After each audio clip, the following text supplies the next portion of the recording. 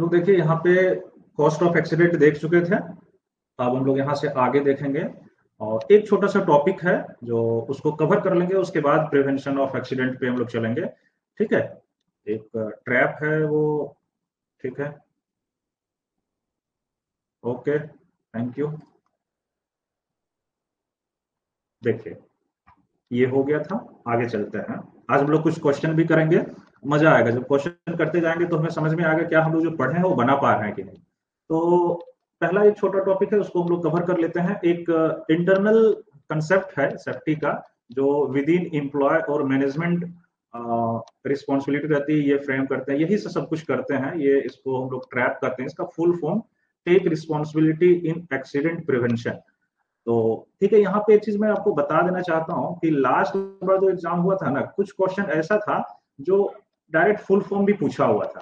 तो जो ये सब चीज इंपॉर्टेंट इंपॉर्टेंट टर्म है, यदि उसका फुल फॉर्म है तो उसको ध्यान में रखिएगा कि इसका फुल फॉर्म क्या होता है। दो चार क्वेश्चन आया था इस तरह का। तो इसका जैसे ट्रैप है, ट्रैप का फुल फॉर्म क्या होता है? Take responsibility in accident prevention. ठीक है, ये इंटरनल कंसेप्ट है सेफ्टी के टर्म में।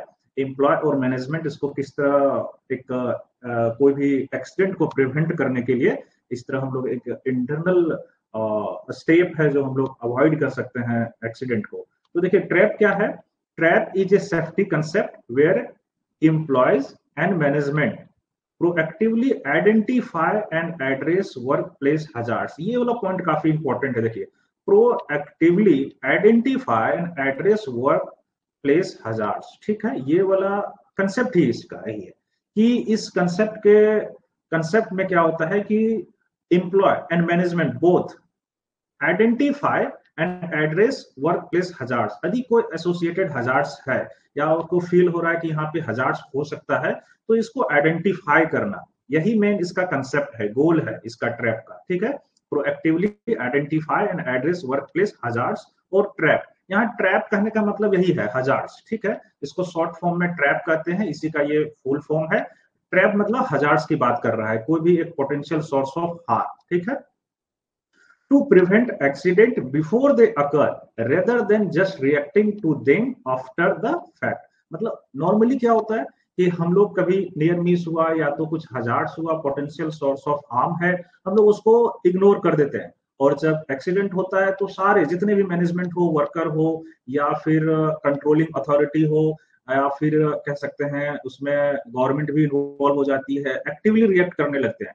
लेकिन वो तो ठीक है, इसमें मेन हम लोग का ये फोकस रहता है कि हम लोग जो एक्सीडेंट हो जाने के बाद जो रिएक्ट करते हैं वो नहीं, हम लोग क्या करेंगे, पहले से ही आइडेंटिफाई करेंगे, जो पोटेंशियल सोर्स ऑफ हजार्ड्स है उसको आइडेंटिफाई करेंगे और उसको एड्रेस करेंगे। आइडेंटिफाई कर लेना ही बिल्कुल कंप्लीटली नहीं है, आइडेंटिफाई करके एड्रेस करना। एड्रेस करने का मतलब यहाँ क्या होता है कि जब आइडेंटिफाई कर लेना, एड्रेस करने का मतलब पार्ट हो जाता है कि आप उसको रिपोर्ट किए, रिपोर्ट करने के बाद उसमें जो भी रिस्पॉन्सिबल ऑफिसर है या तो सुपरवाइजर है, माइनिंग सरदार हो, ओवरमैन हो, सेफ्टी ऑफिसर हो, मैनेजर हो या जो भी हो, उसको एड्रेस करना। एड्रेस करना मतलब उसमें रिमीडियल एक्शन लेना, उसको इंप्रूव करने की कोशिश करना, रिप्लेस करने की कोशिश करना, एलिमिनेट करने की कोशिश करना, एडमिनिस्ट्रेटिव एक्शन लेना, उसको कहते हैं एड्रेस। ठीक है, तो ये आपका एक डिफिनेशन हो गया। यहां से एक क्वेश्चन बनता है कि इसका प्रिंसिपल क्या है, तो इसका प्रिंसिपल यही है, identifying and addressing work place hazards. तो एक ही ध्यान में रखना है कि ट्रैप का ये गोल है ना, इसका मोटो यही है। This involves stabilising a reporting system for hazards and near misses, training employees to recognize and report these issues, and fostering a culture of open communication and shared responsibility for safety within the workplace। यहाँ दो तीन word है, आप देखिए एक क्या बोल रहा है यहाँ पे। देखिए, report this issues, fostering culture for open communication. Open communication का मतलब समझिए, मैं एक एग्जांपल लेके आपको बता रहा हूँ। जैसे मान लीजिए कि कोई एक वर्कर है, उन्हें कुछ एक नियर मिसेस पता चला या तो कहीं एक source of potential source of hazards पता चला, बट वो डर रहा है अपने सुपरवाइजर को, अपने सुपीरियर को इन्फॉर्म करने से। उसको लग रहा है कि मैं कहूंगा तो शायद मुझे टारगेट कर लेंगे या तो कहेंगे नहीं ये नियर मिस नहीं है। तो एक ओपन कम्युनिकेशन एस्टेब्लिश करता है इस कंसेप्ट कि यदि आपको पता चलता है कि कोई पोटेंशियल सोर्स ऑफ हजार्ड्स है तो उसको ओपनली बताएं। और जो भी है रिसीवर वो उसको अप्रिशिएट करे। ऐसा नहीं कि उसको अप्रिशिएट ना करे, यदि अप्रिशिएट नहीं करेंगे तो क्या होगा कि एक बार वो कंप्लेन करेगा, कंप्लेन नहीं, इसे कंप्लेन के टर्म में भी मत देखिए, कभी भी इसको कंप्लेन नहीं देखिए कि वो कंप्लेन कर रहा है, वो इन्फॉर्म कर रहा है, रिपोर्ट कर रहा है, इस तरह इस चीज को समझना है। तो यदि आप एक बार उसको डांट देंगे, एक बार उसको बोलेंगे नहीं ये ठीक नहीं है, तो आप उसको अप्रिशिएट नहीं करेंगे, तो नेक्स्ट बार वो क्या करेगा, आपको बताएगा नहीं, नहीं बताएगा तो यहीं पे ब्रेक हो जाएगा, ओपन कम्युनिकेशन है वो ब्रेक हो जाएगा। और जहां पे आपका कम्युनिकेशन ब्रेक हुआ, देखिए मैनेजमेंट क्या है, मैनेजमेंट हमेशा तो वर्क साइट पे तो नहीं रहता है, कौन रह रहा है, जो ऑन साइट वर्क कर रहा है, यदि उसके साथ यदि आपका कम्युनिकेशन ब्रेक हो गया तो आपको पता नहीं चलेगा क्या हो रहा है। इसलिए ओपन कम्युनिकेशन एस्टेब्लिश करना ऑर्गेनाइजेशन में बहुत ज्यादा इंपॉर्टेंट है, ठीक है। दूसरा, open communication between employer and employ both, इसलिए यहाँ पे वर्ड यूज करता है शेयर रिस्पॉन्सिबिलिटी, दोनों का, एम्प्लॉयर एंड एम्प्लॉय, ठीक है। तो इसका दो चीजें हो गई, एक इसका प्रिंसिपल ये है, कम्युनिकेशन इसमें ओपन होना चाहिए, जो भी चीजें वो देख रहा है रिपोर्ट करे, तो पावरफुली रिपोर्ट करे, उसे अप्रिशिएट करे, और इसकी दोनों की रिस्पॉन्सिबिलिटी होती है, ये इसका एक प्रिंसिपल है ट्रैप का। इसमें कुछ की एस्पेक्ट है ट्रैप का, की एस्पेक्ट मतलब इंपॉर्टेंट पॉइंट्स इसका समझिए, ठीक है। की एस्पेक्ट क्या है, उसमें सबसे पहला क्या होता है, प्रोएक्टिव हजार्ड्स आइडेंटिफिकेशन, से क्वेश्चन पूछ सकता है ट्रैप से, ठीक ना। तो आपको ध्यान रखना है, इसका फर्स्ट प्रिंसिपल क्या होता है कि प्रोएक्टिव हजार्ड्स आइडेंटिफिकेशन, इसको अलग अलग तरीके से बोल सकता है, आपको सीधा इतना ही समझना है कि जो पोटेंशियल सोर्स ऑफ हजार्ड्स है उसका आइडेंटिफिकेशन, उसको पहले पहचानना, ठीक है ना। Instead of waiting for in accident, trap focuses on finding and eliminating potential dangers such as unsafe condition, near misses, ठीक है। ये मैं बार बार बता रहा हूँ, इसको ध्यान में रखना है। दूसरा इसमें क्या है, एम्प्लॉय इन्वॉल्वमेंट, एम्प्लॉय जो यदि इसमें यदि मान लेते हैं कि एम्प्लॉय इन्वॉल्व ही नहीं करे तो हम लोग कहाँ से आइडेंटिफाई करेंगे। तो सबसे इंपॉर्टेंट होता है कि एम्प्लॉय का इन्वॉल्वमेंट होना इसमें बहुत जरूरी है इस कंसेप्ट में। तो employ at all levels are encouraged and train to participate in the identification of hazards, ठीक है। क्योंकि हर जगह एम्प्लॉय है, यानी जो भी आप कर सकते हैं माइनर्स है, यदि वो इन्वॉल्व नहीं हुआ और वो विलिंगली यदि रिपोर्ट नहीं कर रहा है तो इसमें वो इसका गोल है वो फुलफिल नहीं हो रहा है। तो इसका एक एम्प्लॉयमेंट का जो एम्प्लॉय है, सॉरी एम्प्लॉय का उसका इन्वॉल्वमेंट होना बहुत जरूरी है। दूसरा, ओपन रिपोर्टिंग सिस्टम, ये जो आपको पहले मैं बताया, ओपन रिपोर्टिंग सिस्टम बहुत इंपॉर्टेंट है। इस system is put in place of employ to report hazards and near misses without fear of reprisal. देखिए आप देखिएगा कोई भी माइंड्स में जनरली मैं जहां तक फील किया हूं, क्या होता है कभी भी कोई यदि देखा कि यहाँ पे कुछ है तो फर्स्ट इंस्टेंट है ना, उसको वो बेहिचक नहीं आके बता पाता, उसको डर लगता है शायद यही है, क्या बोलेंगे साहब, या तो क्या सुपरवाइजर बोलेंगे, ऐसा है। जनरली ये चीजें को हम लोग को ब्रेक करना है। जब हम लोग का ओपन कम्युनिकेशन हो जाएगा, एकदम विदाउट फियर बता देंगे। जैसे एग्जाम्पल के तौर पे मैं बताता हूँ, मान लेते हैं कोई असिस्टेंट मैनेजर है, ठीक है, असिस्टेंट मैनेजर है, उसको उसको पता चला, उसको कहाँ रिपोर्ट करेगा, मैनेजर को रिपोर्ट करेगा। अब असिस्टेंट मैनेजर यदि वो ओपन नहीं है या तो कॉन्फिडेंट नहीं है, उसको यदि फियर है तो मैनेजर को कहने के लिए नहीं आएगा। यदि वो बिल्कुल उसमें मतलब फियर नहीं है तो आके मैनेजर को बताएगा, सर यहाँ पे ऐसा मुझे लगा, ये वाटर लेवल बढ़ रहा है, या तो हो सकता है रूट सर अनसपोर्टेड लग रहा है, या जो सर ब्लास्टिंग हो रहा था वो प्रॉपर वे में नहीं हो रहा था, ड्रिलर जो आज गया था वो ड्रिलर अच्छे से एसओपी फॉलो नहीं कर रहा था, ब्लास्टिंग का क्रू था वो कुछ कुछ एसओपी को वायलेट किया। तो यहाँ पे ना ओपन कम्युनिकेशन होना चाहिए, मे बी यदि नहीं है तो ये ओपन कम्युनिकेशन ब्रेक हो रहा है, जहां से नियर मिसेस कंटिन्यू होकर वो एक्सीडेंट में कन्वर्ट हो जाएगा। तो ये इसका थर्ड पॉइंट है, इसका एस्पेक्ट है, इंपॉर्टेंट पॉइंट्स है। और मेन इसका क्या होता है कि हम लोग को एलिमिनेट करना है क्या, रूट कॉजेस, मतलब हमें एक्सीडेंट तक नहीं पहुंचना, हमें एक्सीडेंट होने ही नहीं देना है, ठीक ना। तो रूट कॉज एनालिसिस होता है इसमें कि व्हेन हजार्ड्स आर आइडेंटिफाइड, यदि वो हजार्ड्स को आइडेंटिफाई हो गया है, then the aim is to understand their root cause and implement the solution। obviously हम लोग का रीजन वही होता है कि यदि हमें रूट कॉज ही पता चल जाए, यदि हमें जब कोई पोटेंशियल सोर्स पता चल जाए तो हमें वहीं से रिमेडियल एक्शन ले लेना है और उसको वहीं एलिमिनेट कर देना। आगे और भी पढ़ेंगे, कुछ कुछ ऐसी चीजें मिलेगी, मे भी हो सकता है कुछ ऐसा है आपने आइडेंटिफाई किया लेकिन उसको एलिमिनेट नहीं कर पाएंगे, एलिमिनेट नहीं कर पाएंगे तो आपको क्या करना होगा, 3-4 और स्टेप है। यदि पहले स्टेप तो यही होता है कि आप एलिमिनेट करें, उसे एलिमिनेट नहीं कर पा रहे हैं तो उसको रिप्लेस करें, रिप्लेस भी नहीं कर पा रहे हैं तो उसको अवॉइड करें, उसमें एडमिनिस्ट्रेटिव एक्शन लेने, अलग अलग चीजें हैं, वो मैं आगे और भी आपको बताऊंगा जब भी हम लोग उसको इसका स्टेप पढ़ूंगा। तो अभी हमें पहला प्रिंसिपल तो यही है कि हमें रूट काउज है, इसे एलिमिनेट करना है। ठीक है, ये ट्रैप का है, इसको ध्यान में रखना है। तो इसका अल्टीमेट गोल तो मैं बता ही दिया हूं, ट्रैप का एक बिल्कुल सेफ्टी कल्चर इसमें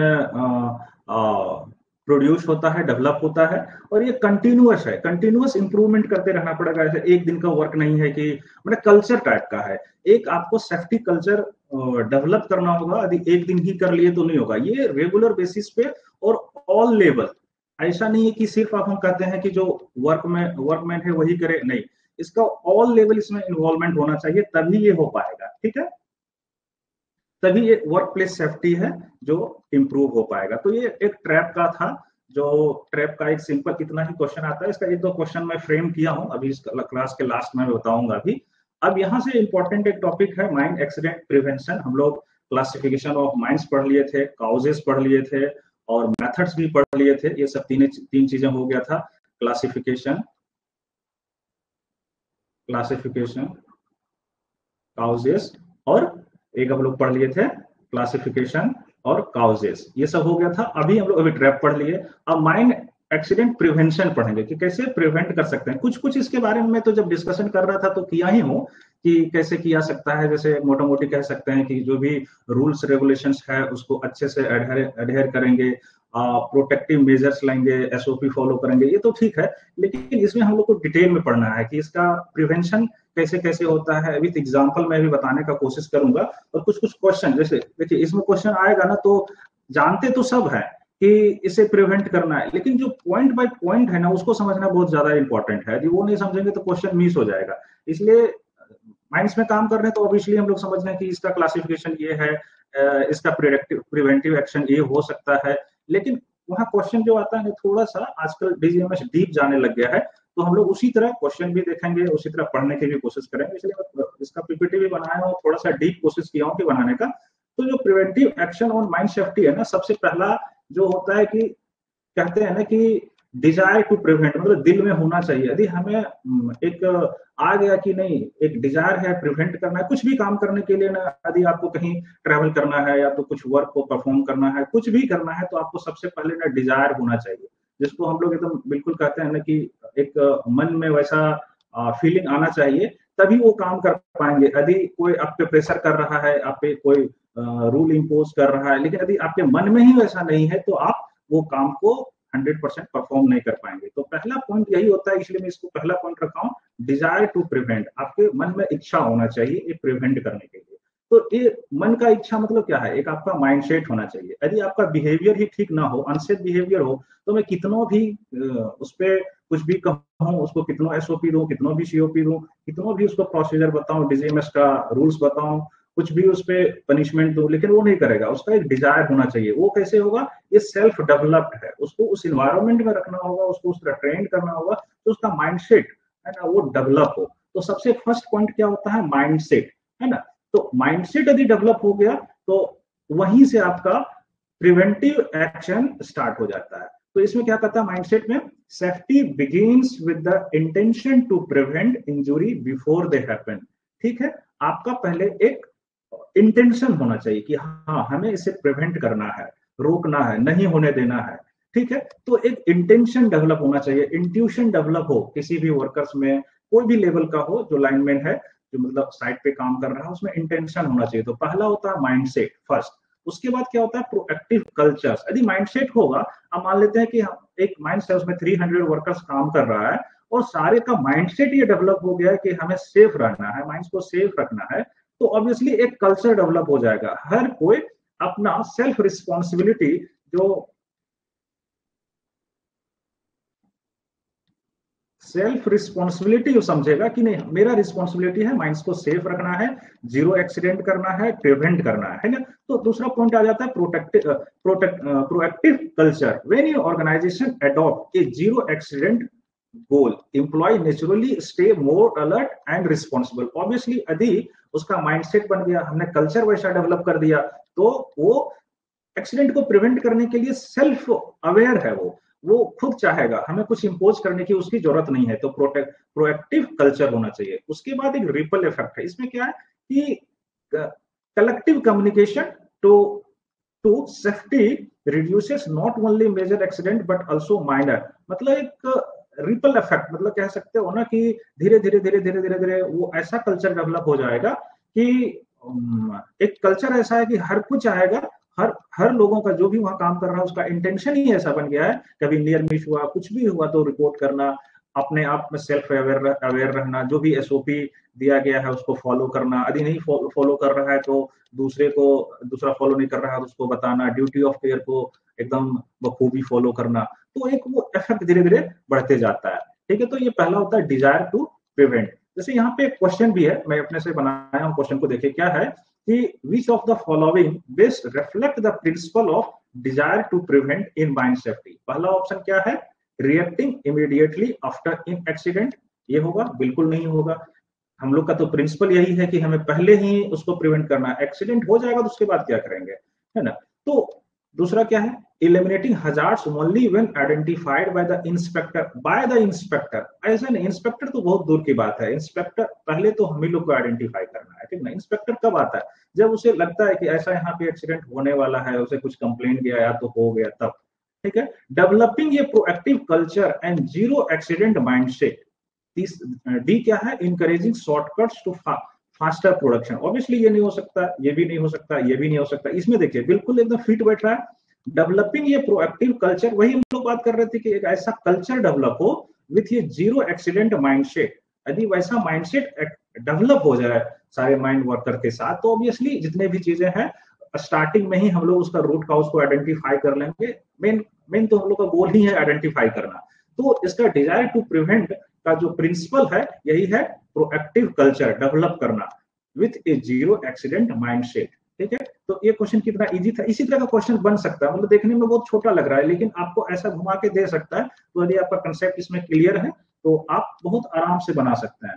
ठीक है, आगे देखिए, एक एक पॉइंट करके बताते जा रहे हैं तो आपको समझ में आएगा। जैसे इफेक्टिव डिसिप्लिन, डिसिप्लिन होना बहुत जरूरी है, कुछ भी हो, सेफ्टी हो, ऑर्गेनाइजेशनल डेवलपमेंट हो, या आप कोई भी जगह पे ले लीजिए, कहीं भी वर्किंग कंडीशन है, वर्क प्लेस है, वहां पे डिसिप्लिन होना जरूरी है। इवन अपना सेल्फ लाइफ में भी डिसिप्लिन होना बहुत जरूरी है। यदि आप डिसिप्लिन नहीं है, आपके पास गोल सेट नहीं है, कंसिस्टेंट नहीं है, और आप क्या कर रहे हैं या तो सामने वाला क्या कर रहा है वो अकाउंटेबल नहीं है, तो वो काम ना बिल्कुल हो नहीं पाएगा। जैसे मान लेते हैं एक एग्जाम्पल के तौर पे, एक माइंस है, उस माइंस में कोई एक ड्रिलर है लेकिन वो अकाउंटेबल नहीं है। मतलब अकाउंटेबल होना मतलब जवाबदेही देना, जवाबदेही है कि नहीं। यदि अकाउंटेबल नहीं है तो उसको लगेगा ठीक है, मुझे कौन पूछने वाला, गलत कर लिया तो कर लिया।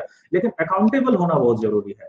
उसी तरह कंसिस्टेंट होना बहुत जरूरी है। तो यदि आपके कहीं भी वर्क प्लेस पे डिसिप्लिन नहीं है तो आप कुछ भी काम करेंगे तो हो सकता है कि वो डेविएट हो जाए आपका प्रोसीजर से, और डेविएट होने के बाद में भी हो सकता है एक्सीडेंट हो जाए। तो इफेक्टिव डिसिप्लिन किसी भी चीजों में आपका होना बहुत जरूरी है। इधर वो ऑपरेटर हो या फिर कोई भी अंडरग्राउंड में काम कर रहा हो, ओपन कास्ट में काम कर रहा हो, एक्सप्लोसिव कैरियर हो, ड्रिगलर हो, ब्लास्टर हो, कुछ भी काम हो, हर किसी को एक डिसिप्लिन होना बहुत जरूरी है।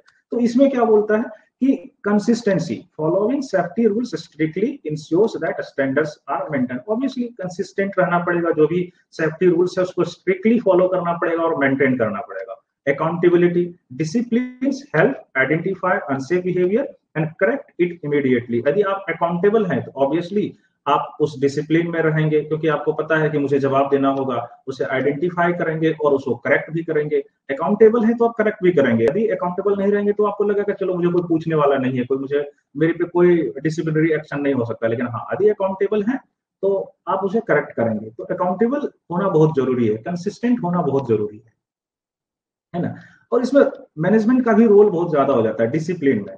सबसे ज्यादा तो डिसिप्लिन को सबसे जो फर्स्ट स्टेप होता है वो मैनेजमेंट ही इंप्रूव करता है, या तो मैनेजमेंट का ही फर्स्ट स्टेप होता है ना। तो देखिए यहाँ भी लिखा भी है, supervisor must enforce rules fairly to build respect and compliance. हाँ, एक और भी वर्ड है यहाँ पे देखिए, डिसिप्लिन के साथ साथ एक रिस्पेक्ट की बात है।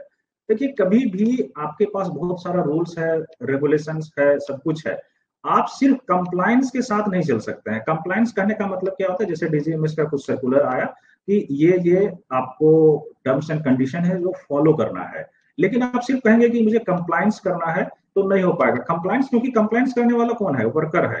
तो जब भी आप कुछ रूल्स को इंप्लीमेंट करेंगे तो आपको क्या करना पड़ेगा, फेयरली इंप्लीमेंट करने पड़ेगा। जो भी रूल्स रेगुलेशन है फेयरली इंप्लीमेंट करेंगे तभी वो कंप्लायंस परफेक्ट 100% आएगा। ठीक है, तो कंप्लायंस तो करना ही है, लेकिन आप किसी पे इंपोज करके नहीं कर पाएंगे, उसको फेयरली करना पड़ेगा। जिस तरह अब जैसे कंप्लायंस फेयरली करने का कहने का मतलब मैं एग्जांपल के तौर पे समझा रहा हूँ, जैसे दो वर्कर है, 1 और 2, इसका काम कुछ अलग है, इसका काम कुछ अलग है, लेकिन आप ये नहीं कह सकते हैं कि ये जो इसका काम है ये कर दे, इसका काम ये कर दे, ऐसा नहीं, फेयरली करना पड़ेगा। यदि इसका ये काम करने का तो आपको उसी को लगाइए, तभी इसका कंप्लायंस हो पाएगा, तभी डिजीमेस का हो या किसी का भी हो या माइंस का हो, इंटरनल गाइडलाइंस हो, तभी फॉलो हो पाएगा। फेयरली करना पड़ेगा हर चीजें को ना, तभी ये इम्प्लीमेंट होगा डिसिप्लिन।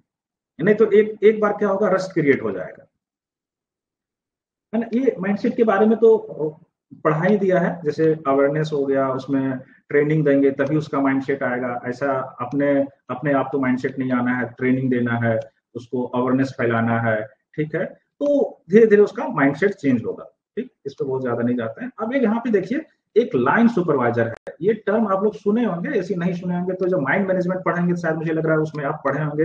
एक लाइन सुपरवाइजर होता है, एक स्टाफ सुपरवाइजर होता है। स्टाफ सुपरवाइजर वैसे लोग होते हैं जो डायरेक्टली माइंड्स में काम नहीं करते हैं, ऑन साइट वर्क नहीं होता है, वो एज ए स्टाफ जैसा काम करते हैं, ऊपर में सुपरवाइजरी वाला काम करते हैं।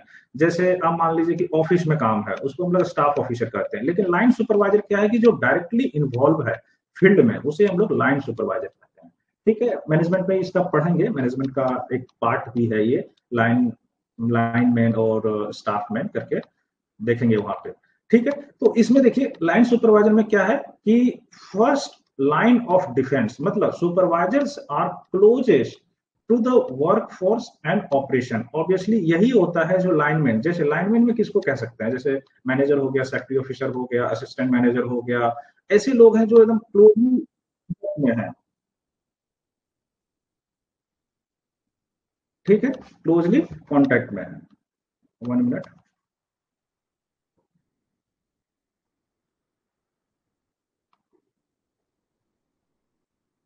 लास्ट क्लास का जो पीपीटी है वो भी मिल जाएगा, मैं सबमिट कर दूंगा, तो उसके लिए आपको टेंशन लेने की बात नहीं है। पीपीटी भी मिल जाएगा, रिकॉर्डेड वीडियो भी मिल जाएगा। ठीक है ना।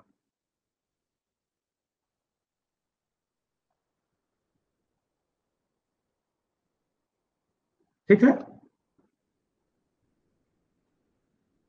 क्योंकि यदि ये जो लाइन सुपरवाइजर है ना, यही डायरेक्टली कांटेक्ट में है, यही आपको गाइडेंस दे सकता है, यही आपको डिसीजन दे सकता है। तो इसीलिए इसमें लिखता भी है, supervisor provide direct coaching and correction to the employ, क्योंकि वो देख रहा है, डे टू डे एक्टिविटी में वो इन्वॉल्व है।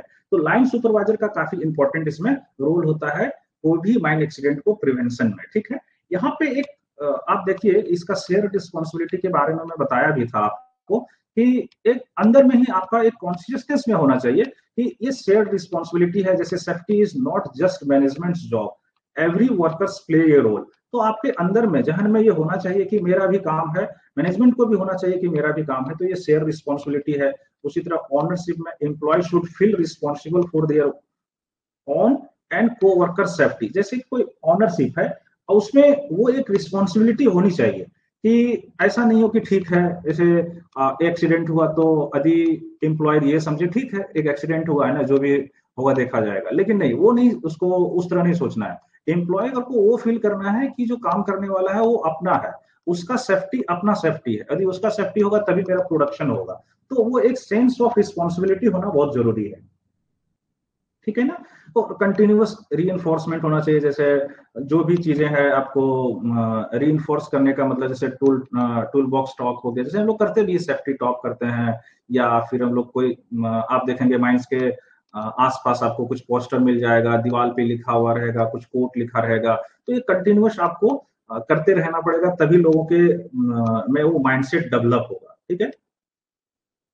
प्रोटेक्टिव इक्विपमेंट, आप तो इसके इसके बारे में थोड़ा सा मैं बता देता हूँ। प्रोटेक्टिव इक्विपमेंट तो डीजीएमएस ने इसे मैंडेटरी कर दिया है कि जितने भी माइंस है उस माइंस में वैसे ही इक्विपमेंट यूज करेंगे जो प्रोटेक्टिव है।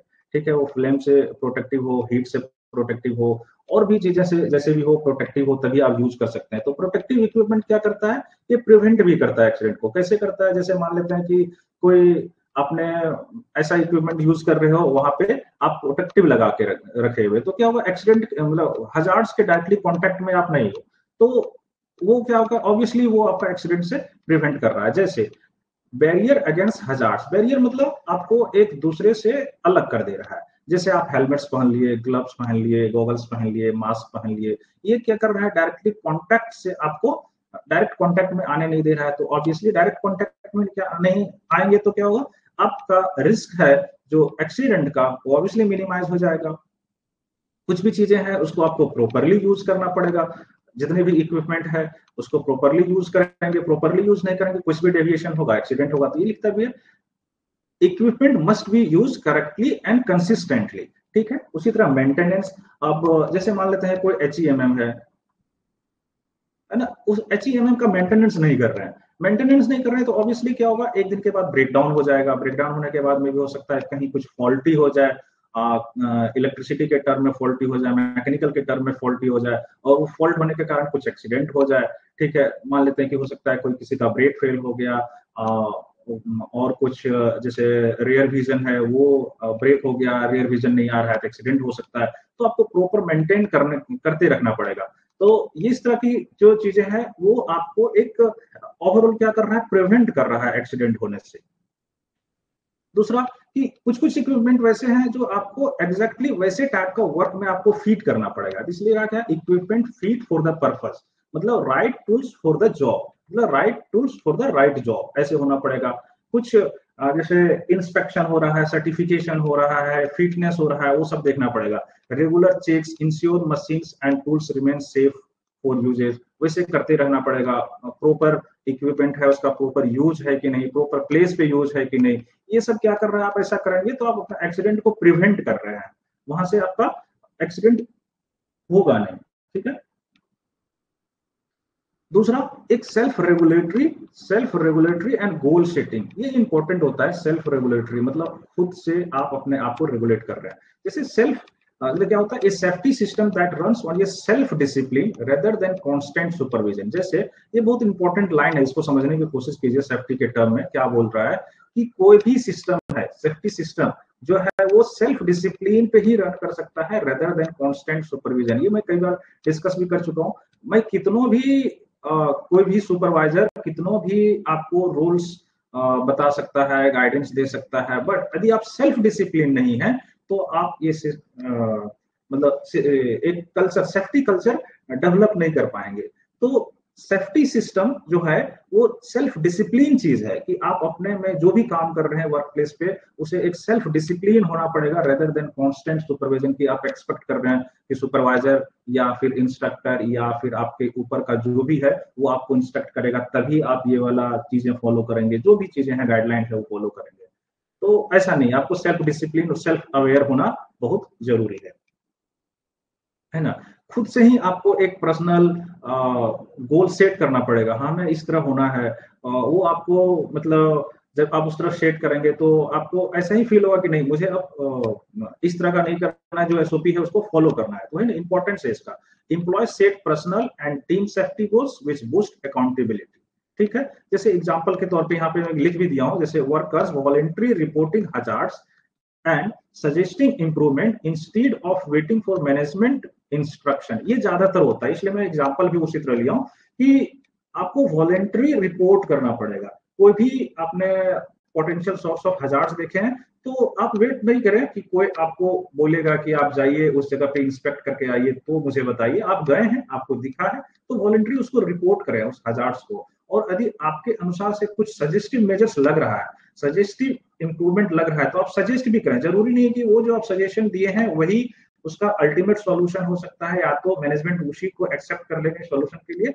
हो सकता है कि वो डिस्कशन के लिए जाएगा और वो प्रॉपर एक फाइंडिंग आने के बाद उस पर कुछ रेमेडियल एक्शन लिया जाएगा। लेकिन आप उससे आप हेजिटेट नहीं हो कि मैं सजेस्ट नहीं कर सकता, आप सजेस्ट कर सकते हैं। आपको यदि फील होता है, क्योंकि यदि आप एक्सपीरियंस हैं, बहुत दिनों में काम कर रहे हैं, तो उस पोजीशन को आप सबसे ज्यादा समझ पाए, तो आप उसको एक बेहिचक मतलब उसे एक कोई सजेस्टिव आपको लग रहा है तो दीजिए, और नहीं लग रहा है तो रोंग मत दीजिए।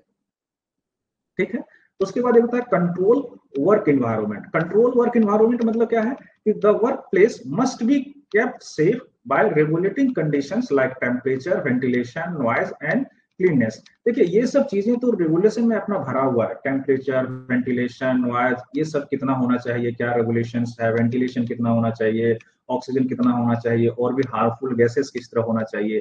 तो क्यों कर रहे हैं? क्योंकि हम इन्वायरमेंट को कंट्रोल कर रहे हैं। यदि मान लेते हैं कि वेंटिलेशन पे कोई कंट्रोल ही ना करें तो ऑब्वियसली क्या होगा कि जो गैसेस है वो बहुत हो जाएगा, मे भी हो सकता है एक्सप्लोजन हो सकता है, टेम्परेचर बहुत बढ़ सकता है। तो हम लोग क्यों करते हैं? जैसे मान लेते हैं कि ओपन कास्ट में हम लोग ब्लास्टिंग करते हैं, तो जैसे होल होता है, होल होने के बाद हम लोग क्या करते हैं, टेम्परेचर उसको मेजर करते हैं। क्यों टेम्परेचर मेजर करते हैं? क्योंकि अपने पास रूल है, यदि 80 डिग्री से अधिक हो गया तो हम लोग इसको अभी ब्लास्ट नहीं कर सकते हैं, इसे हमें थोड़ा सा कूल डाउन करना पड़ेगा।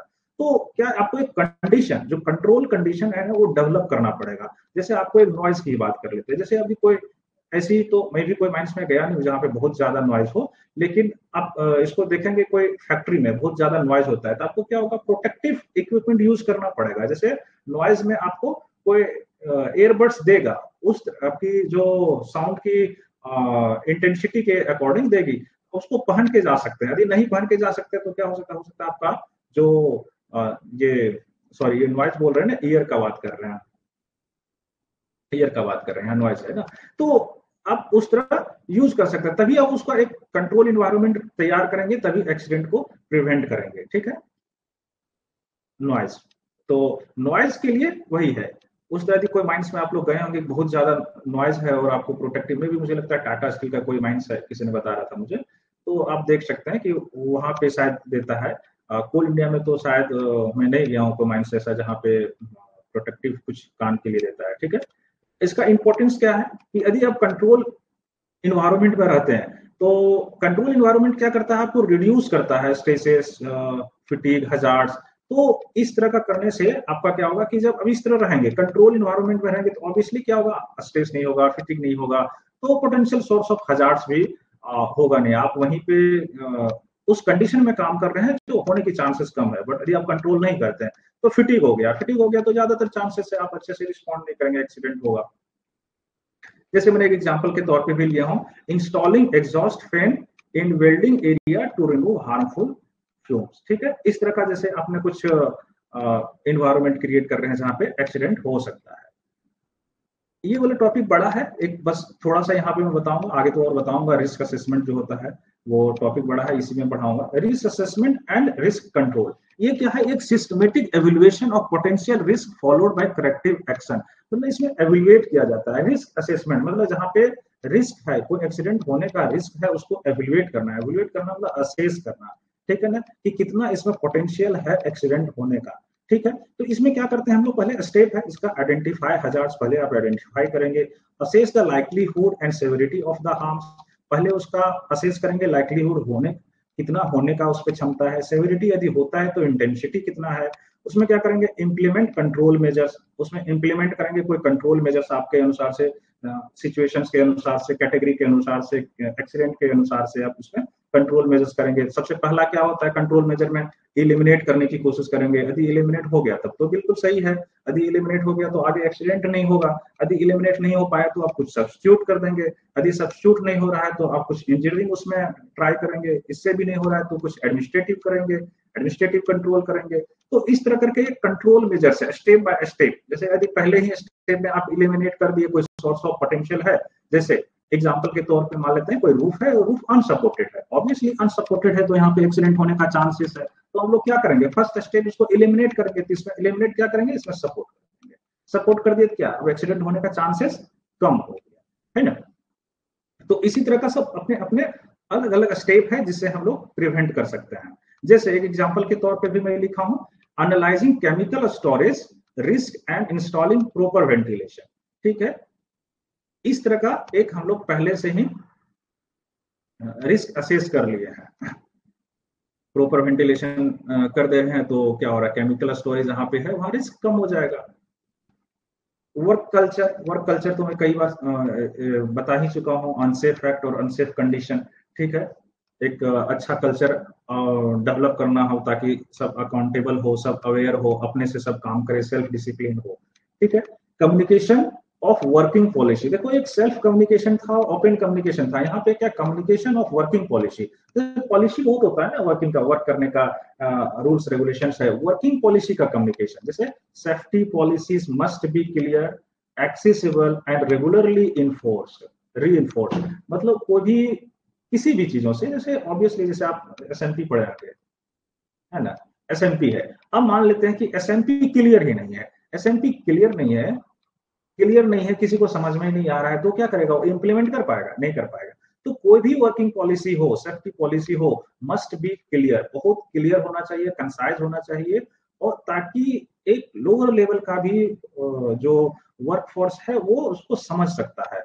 एक्सेसिबल होना चाहिए, एक्सेसिबल मतलब उसे, एक्सेसिबल मतलब जैसे मान लेते हैं कुछ वर्किंग पॉलिसी है बट वो नीचे तक पहुंच ही नहीं पा रहा है, एक्सेसिबल मतलब ट्रेनिंग से उसे बताइए, एसओपी डिस्ट्रीब्यूट कीजिए, नोटिस बोर्ड में लगाइए, अब तो बहुत बहुत माध्यम होता है, उससे आप उसको एक्सेसिबल कराइए, एक्सेसिबल कराएंगे तभी तो वो जान पाएगा। रेगुलरली इन्फोर्स कराइए, ऐसा नहीं कि वो क्लियर हो, एक्सेसिबल हो, बट आप री इन्फोर्स नहीं कर रहे हैं उस पर, ठीक है ना, तो फिर कोई मतलब का नहीं है वर्किंग पॉलिसी का, वर्किंग पॉलिसी बन गया है बस पेपर पे है, तो वैसे नहीं होगा। तो यहाँ पे क्या है, safety policy must be clear, accessible, regularly enforce, ठीक है। इसका इंपॉर्टेंस क्या है, ensures that everyone knows the rules, responsibility and emergency action।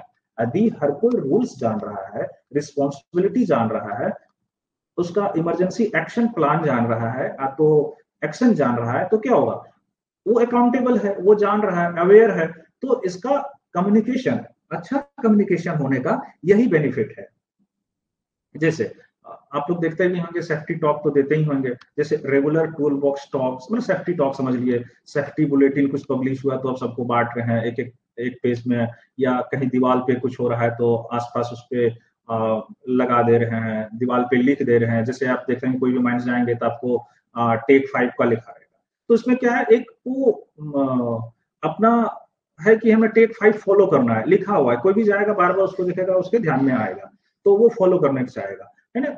Mandatory induction training, तो ये सब करने से क्या है, जो भी वर्किंग पॉलिसी बन रही है वो इफेक्टिवली इंप्लीमेंट होगी। दूसरा, जो भी पॉलिसी बनती है टाइम के अनुसार, जैसे जनरेशन जैसे चेंजेस हो रही है, पहले मैकेनाइजेशन नहीं था, अब मैकेनाइजेशन हो गया है, अब डिफरेंट डिफरेंट इंस्ट्रूमेंट आ गया है। जैसे आप एक एग्जांपल के तौर पे समझ लीजिए कि एक डंपर है, डंपर है, जो ऑपरेटर पहले चलाता था, शायद उसमें उतना मैकेनाइजेशन नहीं था, उतना इनोवेशन नहीं था, बट अभी का जो डंपर है उसमें बहुत सारी चीजें आ गई है, तो आपको क्या करना होगा कि उसी तरह उसको बताना पड़ेगा। उसी तरह एक मान लेते हैं कोई पॉलिसी है, वो पॉलिसी पहले के लिए रिलेवेंट था, मे भी हो सकता है अभी के लिए वो रिलेवेंट ना हो, तो पॉलिसी का रिव्यू करना बहुत जरूरी है। वो पॉलिसी किसी के भी टर्म में हो सकता है, वो सेफ्टी के टर्म में हो सकता है, कोई मशीन के ऑपरेशन के टर्म में हो सकता है, एडमिनिस्ट्रेशन रिफॉर्म के टर्म में हो सकता है, किसी भी टर्म में वो पॉलिसी हो सकता है, तो उसका रिव्यू करना बहुत जरूरी है। यदि आप रिव्यू करेंगे तो यदि वो सेफ्टी के टर्म में है तो ऑब्वियसली वो सेफ्टी को प्रिवेंट करेगा, रिव्यू किए, उसमें इंप्लीमेंट किए, कुछ करेक्शन किए, तो अभी के जनरेशन के अनुसार, या तो अभी का जो मशीन है, या तो अभी के जो वर्किंग कंडीशन है उसके अकॉर्डिंग आपने पॉलिसी बनाया, उसके अकॉर्डिंग आपने उसको एसओपी दिया, उसके अकॉर्डिंग आपने गाइडलाइंस दिया, तो ऑब्वियसली वो अभी न्यूली जो रिलेवेंट पॉलिसी है उसको फॉलो करेगा, एक्सीडेंट नहीं होगा। तो ये प्रिवेंटिव के टाइप में आ गया कि प्रिवेंट हम करने का कोशिश कर रहे हैं स्टार्टिंग में ही। इसमें क्या है, inspection system, machines, mines report to be analysed for corrective action, हमेशा करेक्टिव एक्शन के लिए इसे एनालाइज करते रहना चाहिए, ठीक है। Coordination meeting at different levels, है ना, recording minutes, fixing up responsibility. जैसे कोई भी पॉलिसी बन गया है तो उसको हम लोग देखेंगे, जैसे एसएमपी है, क्या एक एसएमपी बन गया, एसएमपी बन गया, यदि हम उसमें अकाउंटेबल नहीं है और रेगुलरली उसको रिव्यू नहीं करते जा रहे हैं, या उसका एक्शन प्लान नहीं बना रहे हैं, है ना, एटीआर उसका नहीं बना रहे हैं, एक्शन प्लान नहीं बना रहे हैं, तो क्या इंप्लीमेंट कर पाएंगे एट द एंड। जैसे मान लेते हैं हमने 1 ईयर का बनाया है कि हमारा ये एक्शन प्लान है, हमने ये चीजें को इंप्लीमेंट करेंगे, या तो रिमूव करेंगे या तो एलिमिनेट, जो भी करेंगे, उसको बीच बीच में यदि मॉनिटर नहीं करते हैं, मीटिंग में डिस्कशन नहीं करते हैं, उसका जो इम्प्रूवमेंट है उसको अपडेट नहीं करते हैं, तो नहीं कर पाएंगे। मे भी हो सकता है कि हम लोग डेविएट कर जाए, तो कोऑर्डिनेशन मीटिंग होना बहुत जरूरी है, वो डिफरेंट डिफरेंट लेवल पे, है ना। उसी तरह active participation of workman inspector and safety committee member, ये सब कौन करेगा, यही सब लोग करेंगे। जो सेफ्टी कमेटी मेंबर्स है, वर्कमेंस इंस्पेक्टर है, सेफ्टी ऑफिसर है, तो जो वहाँ पे सुपरवाइजर है वही सब करेगा। तो इन लोगों का मीटिंग्स होना, एक्टिव पार्टिसिपेशन होना, इन्वॉल्वमेंट होना बहुत जरूरी है, तभी ये अप टू डेट होगा। अब जो हम लोग बाद में डिस्कशन कर रहे थे वो पॉइंट तक आ ही गए हैं। Treatment control and action plan. Treatment control and action plan में पहला जो पॉइंट्स आता है, ये इंपॉर्टेंट है, इसको ध्यान में रखना है। इसमें 2-3 पॉइंट्स है। जैसे पहला ही स्टार्टिंग होता है कि कोई भी एक्सीडेंट को प्रिवेंट करने के लिए सबसे पहला जो स्टेप होता है कि आप उसे इलिमिनेट कर दें। कोई यदि पोटेंशियल सोर्स ऑफ एक्शन है तो, पोटेंशियल सोर्स ऑफ हार्म है तो, कोई हजारडस एक्टिविटी वैसा लग रहा है तो इलिमिनेट करने की कोशिश करें। ये 100% हो सकता है, ठीक है ना। बाकी चीजें में भी हो सकता है 100% ना हो, लेकिन जो फर्स्ट स्टेप होता है elimination, remove the hazard completely, आप 100% इसको रिमूव कर सकते हैं। में भी हो सकता है कोई कोई एक्टिविटी में आप नहीं कर पाए तो आपको नेक्स्ट स्टेप उसमें लेना पड़ेगा। लेकिन यदि किसी ऐसे हजार्ड से आप जैसे जैसे मैंने आपको एक बताया था सपोर्ट करने के लिए, अनसपोर्टेड आपने सपोर्ट कर दिया, 100% रिमूव कर दिया, ठीक है ना, 99% वो रिमूव हो गया। तो ये आपको सबसे पहले रिमूव करना है। क्या है? The most effective way to ensure safety is to completely remove the source of danger. यदि सोर्स ऑफ डेंजर को ही रिमूव कर दे रहे हैं, इलिमिनेट कर दे रहे हैं, तो आगे बढ़ेगा नहीं। वो डोमिनो इफेक्ट जो मैं पहले से बता रहा था वो होगा नहीं, एक्सीडेंट नहीं होगा। जैसे एग्जांपल में एक दो बताया हूं, replacing manual lifting of heavy loads with in automated conveyor system. जैसे 2-3 एग्जांपल के तौर पे भी मैं मान लेता हूं कि एक कुछ ऐसी है जो HEMM अभी मान लेते हैं कि ब्रेकडाउन है, ठीक है, HEMM ब्रेकडाउन है, वहां पे अब रिपेयर हो रही है, ठीक है, रिपेयर हो रही है। रिपेयर होने के टाइम में कुछ ऐसा है जो लिफ्टिंग की जरूरत है, उसे उठा के एक जगह से दूसरी जगह करना है। तो दो काम कर सकते हैं हम लोग। क्या कर सकते हैं? मैनुअल लिफ्टिंग कर सकते हैं, 4-5 वर्कर को लगा देंगे, बोलेंगे उठा के ले जाइए। ऑब्वियसली इसमें क्या है, चांसेस ऑफ एक्सीडेंट कुछ हो सकता है, मिस हैपनिंग हो सकता है यदि किसी से एक से मिस्टेक हुई तो यहाँ पे हम लोग क्या कर सकते हैं, ऑटोमेटेड हम लोग लगा सकते हैं, कुछ एक कैरान लगा सकते हैं, वो उठा के वहां तक ले जाएगा। तो क्या हो रहा है, ये इलिमिनेट कर दे रहा है। जैसे जो मैनुअल लिफ्टिंग था उसको हमने मैकेनिकल लिफ्टिंग कर दिया। मैकेनिकल लिफ्टिंग कर दिया मतलब जो मैनुअल लिफ्टिंग था से वहां से इलिमिनेट होकर मैकेनिकल हो गया। अब चांसेस क्या, एक्सीडेंट का चांसेस कम हो सकता है। हाँ, एकदम बिल्कुल 100% नहीं हो सकता है कि मैकेनिकल लिफ्ट कर रहे हैं बट उनका जो रोप है जिससे वो उठा रहा है वो ब्रेक कर जाए, तो वहां भी एक्सीडेंट हो सकता है। बट क्या, ऑलमोस्ट हमने एक्सीडेंट को वहां पे मिनिमाइज कर रहा हूँ, प्रिवेंट कर रहा हूँ, ठीक है। अब जैसे removing unnecessary sharp tools from the work place, यदि कुछ ऐसी अननेसेसरी है रखा हुआ है तो वहां से हम लोग रिमूव कर दिए, उसको इलिमिनेट हो गया। अब जैसे एक हमने मान लेते हैं कि वर्क स्टेशन है, सब स्टेशन है, सब स्टेशन में अननेसेसरी चीजें रखी हुई है, तो वहां पे अपना एम्प्लॉयज आ रहा है और मे भी हो सकता है उसका पैर फंस गया, तो उसे मिसअंडरस्टैंडिंग हुआ, बहुत सारा वायर है, कंफ्यूजन हो रहा है उसको आइडेंटिफाई करने में, अननेसेसरी बहुत सारी तार लगा हुआ है, वायर लगा हुआ है, तो वहां पे एक्सीडेंट हो सकता है। तो हम लोग क्या करेंगे, उसको रिमूव कर देंगे। रिमूव कर दिए तो क्या होगा, हमने वो सोर्स ऑफ जो हजार्डस था, हार्म था, उसको हमने रिमूव कर दिया है। तो वहां से क्या होगा, वो वर्क प्लेस को हमने सेफ बना दिया है। कोई कुछ केमिकल है, टॉक्सिक चीजें हैं, एक्सप्लोसिव है, उसको केयरफुली हैंडल कर दिया तो वहां से रिमूव कर दिए। तो इसका बेनिफिट क्या है, once the hazard is eliminated the risk is no longer exist. यही मैं बताना चाह रहा हूँ कि एलिमिनेट कर देंगे तो रिस्क ही नहीं बचेगा, नो लॉन्गर रिस्क एग्जिस्ट, ठीक है। तो पहला होता है इसका ट्रीटमेंट का पहला पार्ट होता है कि इलिमिनेशन, इलिमिनेट ही कर दें उसे, ठीक है। दूसरा पार्ट क्या होता है, सब्स्टिट्यूशन। यदि एलिमिनेट नहीं किए तो आप उसको सब्स्टिट्यूट करने की कोशिश करें। जैसे क्या होता है, replace with less hazardous material, substance and process. ये सब्स्टिट्यूशन क्या हो सकता है, सब्स्टिट्यूट करने का मतलब एक चीजें था जिसको हमने एलिमिनेट नहीं कर पाया तो उसके जगह पे हम कुछ दूसरा कर दे रहे हैं। तो ये दूसरे सब चीजों के टर्म में हो सकता है, सबस्टांस के टर्म में भी हो सकता है, कोई प्रोसेस है प्रोसेस के टर्म में हो सकता है, जैसे कोई मटेरियल है मटेरियल के टर्म में हो सकता है, सब्स्टिट्यूट कर सकते हैं, ठीक है।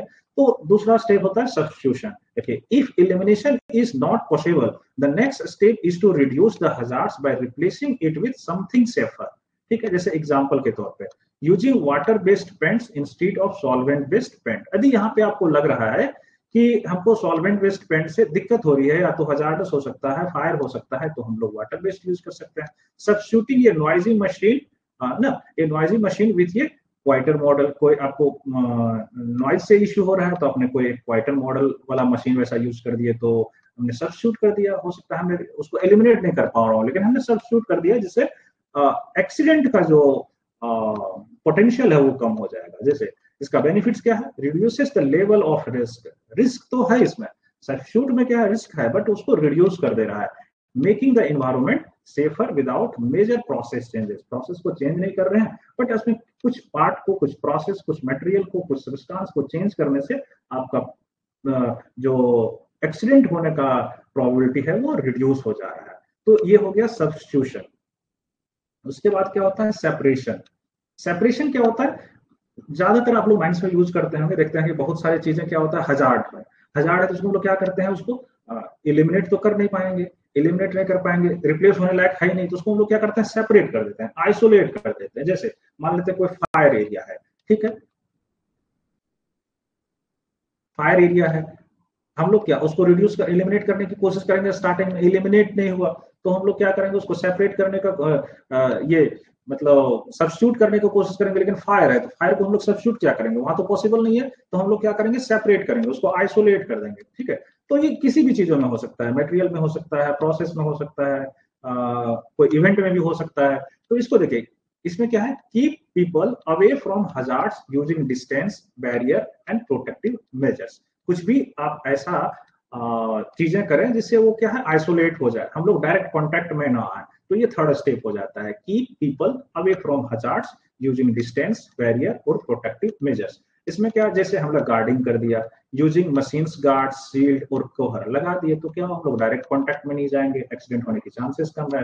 अब कहीं पे हम लोग स्पेस क्रिएट कर दिया, placing hazardous equipment in restricted and separate area. अब कुछ ऐसा इक्विपमेंट है जो हजार्डस प्रोन है, तो हम लोग क्या करेंगे, एक पर्टिकुलर आइडेंटिफाई एरिया में हम लोग रखेंगे, और वहां पे हम लोग डेंजर जोन कर देंगे, या तो कुछ उसमें पॉइंट्स रख देंगे कि यहाँ पे वैसे ही लोग जाएंगे जो ट्रेंड है, या तो अनऑथराइज लोग नहीं जाएंगे। तो इसमें क्या आगे, अनऑथराइज लोग नहीं जाएंगे, एक्सीडेंट नहीं होगा, ऑथराइज लोग जाएंगे, मतलब जो उसे ऑपरेट करना जान रहे हैं। जैसे एक HEMM है, अब जान रहे हैं कि HEMM में कोई अनऑथराइज लोग चले जाएंगे, कोई ऑपरेटर चला जाएगा तो एक्सीडेंट हो सकता है, हम लोग उसको रिस्ट्रिक्ट कर दिए कि जो चलाने जान रहा है वही उसी पे चढ़ेंगे, वही उसको ऑपरेट करेंगे।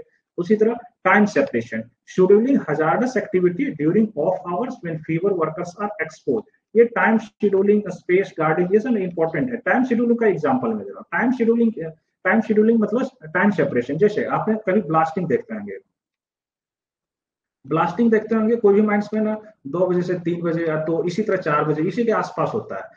क्यों होता है, क्योंकि हम लोग एक शेड्यूलिंग कर दिए हैं। हजार्डस उस समय सारे क्या होता है कि जैसे शिफ्ट स्टार्ट हुआ, उसमें हम लोग को प्रोडक्शन करना रहता है, और नेक्स्ट हमें उसे ब्लास्टिंग करके उसे प्रोडक्शन के लिए देना रहता है, रेडी करना रहता है, प्रिपेयर करना रहता है। तो हम लोग एक ने क्या किया, शेड्यूलिंग कर दिया है कि ऐसा ब्लास्टिंग एक हजार्डस एक्टिविटी है, यदि आसपास सारे इन्वायरमेंट में मशीनरी मूवमेंट होंगे, वर्कर्स मूवमेंट होगा, तो क्या हो सकता है, एक्सीडेंट हो सकता है, कुछ भी इवेंट हो सकता है। तो हमने एक शेड्यूल कर दिया कि यही पर्टिकुलर टाइम है, इस पर्टिकुलर टाइम में हम लोग ब्लास्टिंग करेंगे। तो उसमें क्या होता है कि मशीन्स मार्च होकर दूसरे जगह हो जाता है, सेफर प्लेस पे हो जाता है, जितने भी वर्कर्स हैं वो साइड हो गया। साइड हो जाने से क्या होता है, हमने एक्सीडेंट को प्रिवेंट कर रहा है, टाइम शेड्यूलिंग कर दिया है, एक पर्टिकुलर टाइम के पास जो भी है हजार्डस चीजें हो रही है, उस जगह पे उस टाइम पे होगा, तो हजार्ड नहीं होगा, वो प्रिवेंट होगा। तो ये सब सब क्या है, एक टाइप का मतलब हमने हजार्ड्स को प्रिवेंट करने का तरीका है, सेपरेट कर दिए।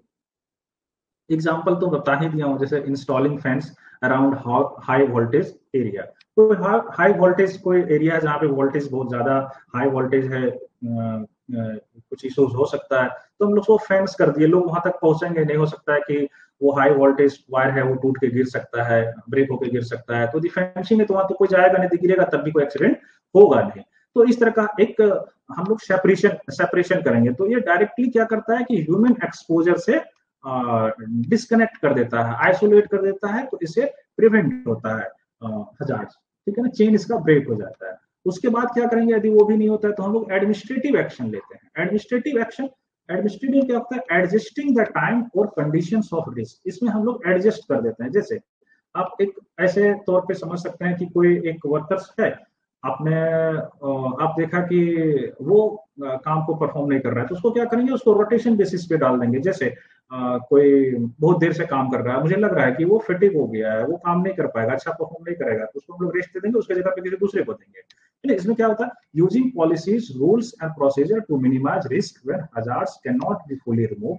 एग्जांपल के तौर पे job rotation in limit workers exposure to repetitive strain और हार्मफुल सब्सटेंसेस। मतलब कोई ऐसे हार्मफुल सब्सटेंसेस है या तो कोई ऐसे इन्वायरमेंट है, वहां पे जॉब रोटेशन जैसे हम लोग सिस्टम रखेंगे कि वो उतने ही देर तक उसमें एक्सपोजर रहे उसका, ताकि उसको कोई बहुत ज्यादा इश्यूज ना हो। सेफ्टी ट्रेनिंग अवेयरनेस प्रोग्राम उसको करते रहे।